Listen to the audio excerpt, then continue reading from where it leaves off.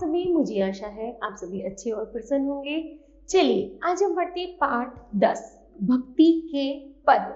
श्री कृष्ण सौंदर्य। यहाँ पर कृष्ण जी की सुंदरता का वर्णन किया गया है।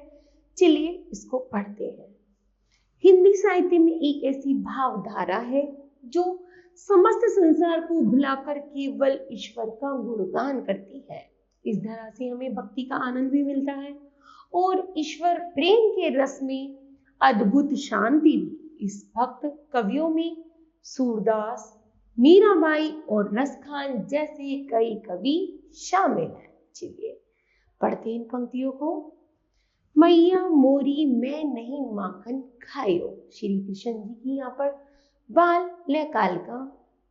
बाल्यकाल के रूप का वर्णन किया गया है। श्री कृष्ण जी अपनी माता जी से कह रहे हैं कि माता मैंने चोरी नहीं की, अर्थात मैंने माखन नहीं खाया है।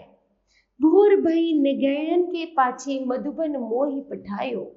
वो कह रहा है जैसी सुबह हुई मैं तो उठा और गायों के पीछे पीछे मधुबन में गौओं को चराने के लिए चला गया। तो बताओ मैंने कब तुम्हारा माखन चोरी करके खाया था। चार पहर बंसी भटभकियो, सांझ परे घर आयो। मैं तो वहीं पर ही बंसी बजाता रहा चारों पहर। अब जैसे सांझ हुई है तब मैं आकर के वापस घर आया हूँ। अर्थात माता मैं सुबह उठकर गायों के पीछे चला गया, चारों पहर बंसी बजाता रहा, घूमता रहा और जैसी सांझ हुई मैं तब वापस घर आया हूँ। तो बताइए मैंने कब माखन खाया और कब मैंने चोरी की। मैं बालक बहन के छोटो छीको के ही विधि पायो। माता मुझे ये बताओ मैं तो इतना छोटा सा बच्चा हूँ और वो जो मटकी है छीकी की वो तो बहुत ऊंचाई पर है, तो बताओ मेरा हाथ कैसे जाएगा। तो मैं तो बहुत छोटा बच्चा होने के कारण मैंने माखन को नहीं खाया है। ग्वाल बाल सब बैर परे हैं, बरपस मुख लपटायो। ये जो ग्वाली है ना माता उसे चिढ़ते हैं। इन्होंने क्या किया, जो मक्खन लिया और मेरे मुंह पर लगा दिया जिससे कि मैं आपसे डांट खा सकूं। माता मैंने कोई माखन नहीं खाया है। तू जिन्नी मन की अति भोरी, इनके कहीं पति आयो। माता तू मेरी माता है, तू इन लोगों की बात क्यों सुन रही है, इन ग्वालों की बात क्यों सुन रही है। ये तो मुझसे ईर्ष्या करते हैं, मुझे पिटवाना चाहते हैं, इसलिए इन्होंने मेरे मुंह पर माखन लगा दिया है। अर्थात माता तू इनकी बातों पर ध्यान मत दो। जी ते कछु भेद उपजी है, जानी पराई हो जायो। ये तो दूसरी माताओं के बच्चे हैं, मैं तो तेरा अपना बच्चा हूँ, तो माता तू मेरे पर विश्वास कर, इन लोगों पर विश्वास मत कर। यह ली अपनी लकुटी कमरिया, बहुत ही नाच नचायो।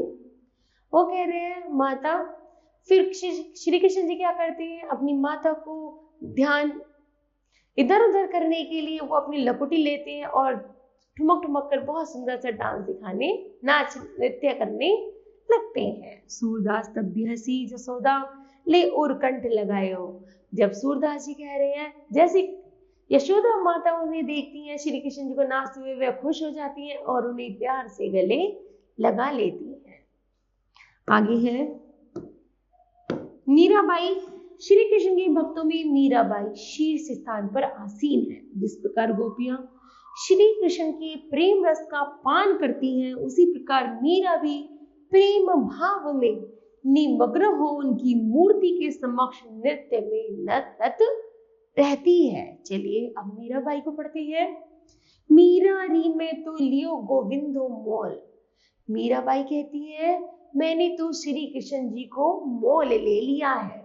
कोई कहे छाने, कोई कहे छुपके, लियोरी बजता ढोल। कोई कह रहा है मैंने इसको मोल लिया है, कोई कह रहा है उसको मोल लिया है, लेकिन मैं इन सबसे छुपा करके ढोल बज रहा है कि मैंने तो मीरा री गोविंद को मोल ले लिया है।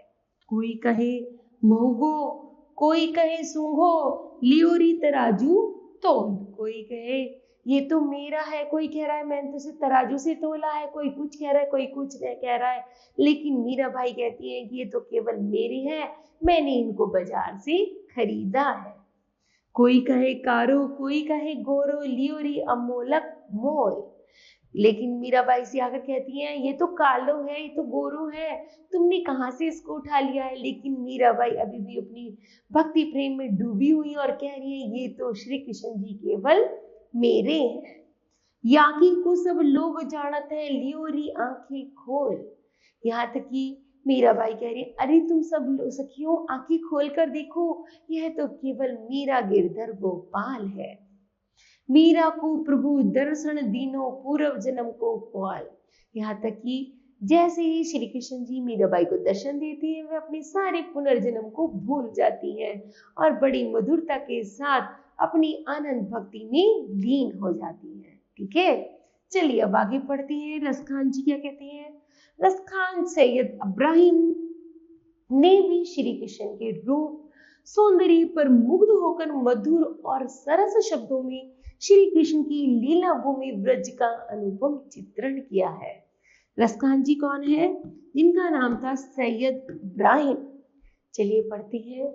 मानुस हो तो वही रसखानी, बजो ब्रज गोकुल गांव के ग्वारन। रसखान जी कह रहे हैं मुझे तो केवल वही श्री कृष्ण जी से मिलना है जो ब्रज की भूमि में गौओं को चराते हुए घूम रहे हैं।